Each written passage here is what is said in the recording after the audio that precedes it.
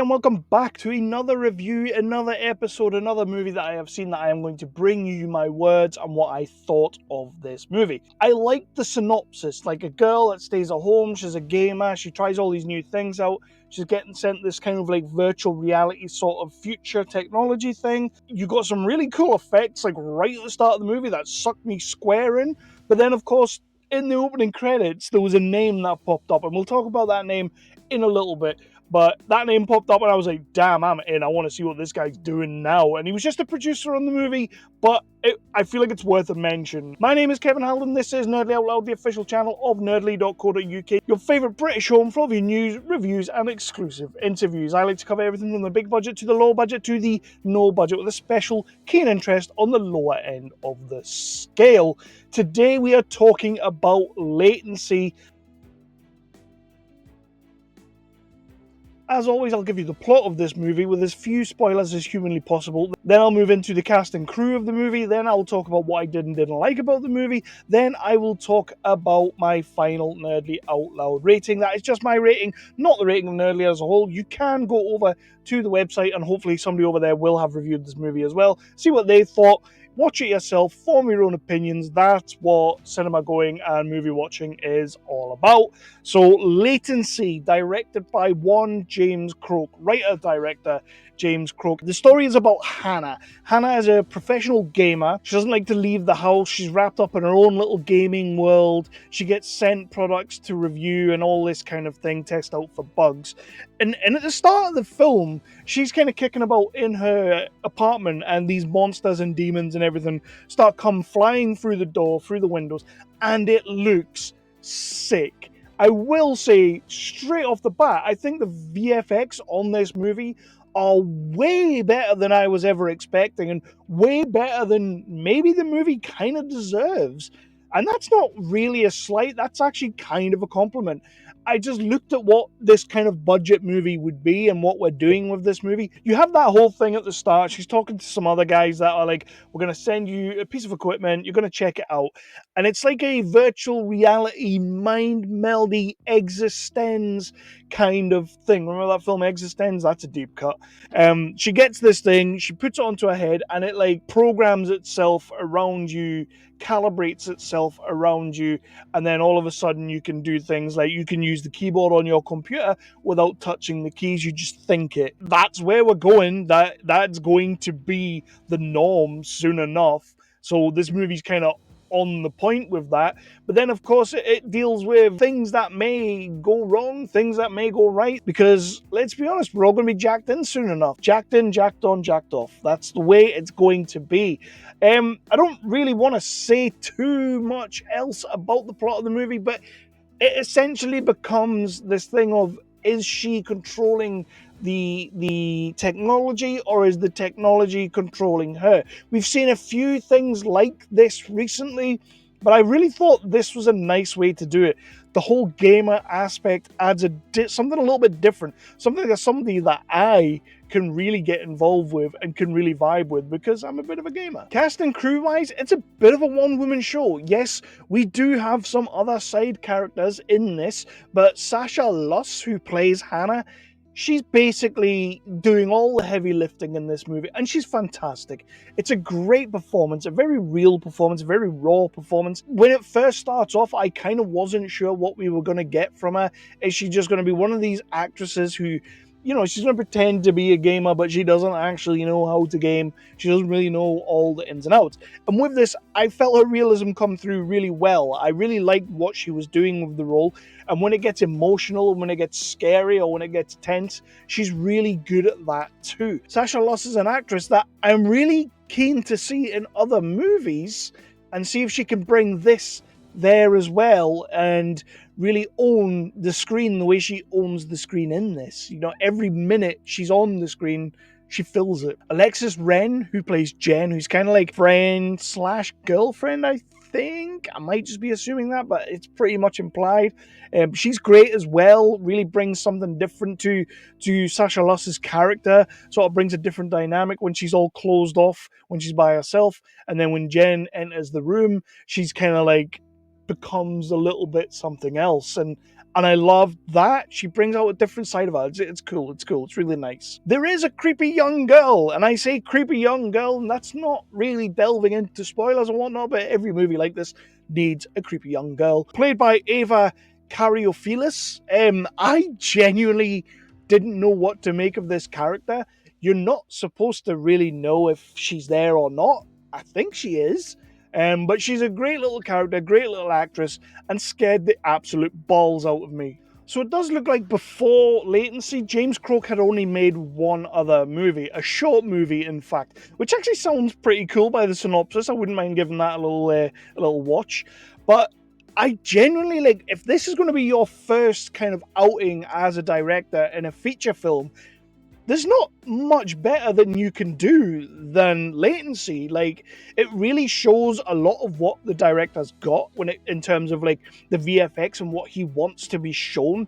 In terms of dealing with his actress, who's just the only person in the movie. I sometimes wonder if you're dealing with one actress, two actresses, or a very, very minimal cast. Is that easier than dealing with the whole crew? Because when you've got a whole crew of cast and everybody that's kind of like working together and all that, they can all bounce things off each other. But if you're dealing with just these characters, I don't know. But I think he's shown a super, super strong strength in his directing ability with this movie. Is it the most original movie in the world ever? Not necessarily. I mean, movies like Existence, TV shows like Black Mirror, there's these new smart home movies all over the place. So it's not necessarily the most original movie I've ever seen in my life, but it is very originally done. The gamer aspect of it, Hannah's, the way Sasha Luss plays this character, it's super original and it's super effective. And I think for a first time feature, it's pretty damn impressive from James Croke. Now, here is a super interesting tidbit. So, a producer on this movie, there's a lot of producers on this movie, and I'm not going to take anything away from any one of them, but I did want to point out one of them. Because do you remember a good few years back, I think it was like 2002, 2003, 2004, a movie called Ballistic X versus Sever, starring Antonio Banderas and Lucy Liu? I think synonymously in the cult world, it's gone down as like the lowest rated but most reviewed movie on Rotten Tomatoes, I think, which essentially a lot of people will say makes it the worst movie ever made. It isn't the worst movie ever made. Let me just put that right up on Front Street. I actually kind of think that movie's super fun. And when you see a little bit about the behind the scenes of that movie, it's a shame what happened.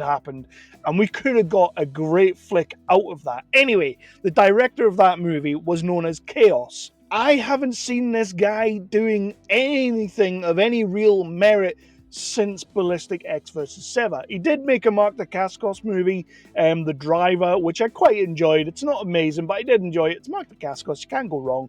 But yeah, he's back producing on this movie. I kind of do feel a little bit of his flourishes in this, like when you think about X and you think about this, like visual effects wise, and like he did have a very keen sense of what he was doing, and I kind of love the fact that his name popped up because it made me think about him as a director, and it made me remember Ballistic, and it made me just remember so much things I loved about that movie. And it's great to see his name. I just wanted to bring up, he probably didn't have a massive great deal to do with this film, but it was so cool to see his name. But this, make no mistake, this is James Croke's movie, and James Croke is absolutely 100% killing it. Things I didn't like. I loved the CGI, the VFX. I think the VFX team on this movie have done an outstanding job with what I would probably hazard a guess is not the biggest budget in the world ever. So hats off to that. Like I said, the opening scene with the demons coming through the door, those VFX are absolutely astounding. There's like a little bit where she kind of plays this Game Boy all the time and she's playing Tetris. And then there's this little bit in the movie where we're sort of like going from the real to the unreal to the real. We're kind of playing with reality as such, and blocks are kind of coming out of the floor. And I was sitting there thinking, those effects are gnarly as hell.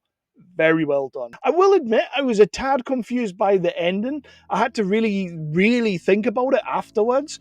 I wasn't expecting it to kind of go that way. I don't want to talk too much about it, obviously, But once I kind of did a little bit of deep soul searching and whatnot inside my brain and really thought about the film a little bit more and the themes of the movie, I got it. I started to get it a little bit more. But at first, it was a little bit like, we're moving, we're moving, we're moving. Exposition dump, exposition dump. We got this, we got that. We don't really halt the movie for an exposition dump. We just kind of keep doing it as we're going along. That's my problem, though. That's not the movie's problem, although it kind of maybe makes me think that the pacing needs switched up a tiny little bit. But that's a minor gripe from me because I think all told, the rest of the movie absolutely completely works. Had me invested, it had me sucked in. And for my final rating, honestly, I'm going to drop a 4 out of 5 on Latency. I think Latency's an excellent movie. I think people should absolutely check it out. I don't think you'll be able to go to the cinema or anything, but you'll get it on VOD, digital on demand, all that good stuff. And you definitely should. I think you'll enjoy it. It's a fun movie dealing with technology of today, talking about it in a way that is pretty bloody scary, but you know what? It's on the money. That's where we're going, 100%.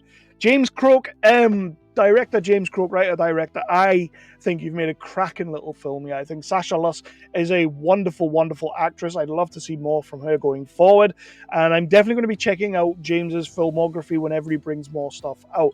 Chaos, it was awesome to see your name on this as well. It was just, it was just a little bit of nostalgia because I always felt that guy never got a fair shake because that movie is not the best movie in the world, but it's fun as balls. And I'll say that about this movie. Yes, it's not 100% completely original, but it's doing a lot of things originally that aren't getting done properly. So I will say that. James Croke, 4 out of 5 for Latency. It's a movie you absolutely should check. My name is Kevin Haldon. This has been Nerdly Out Loud, the official channel of nerdly.co.uk, your favourite British home for all your news, reviews, and exclusive interviews. Go over to our website, nerdly.co.uk. Check out all the reviews over there. We've got tons of stuff over there.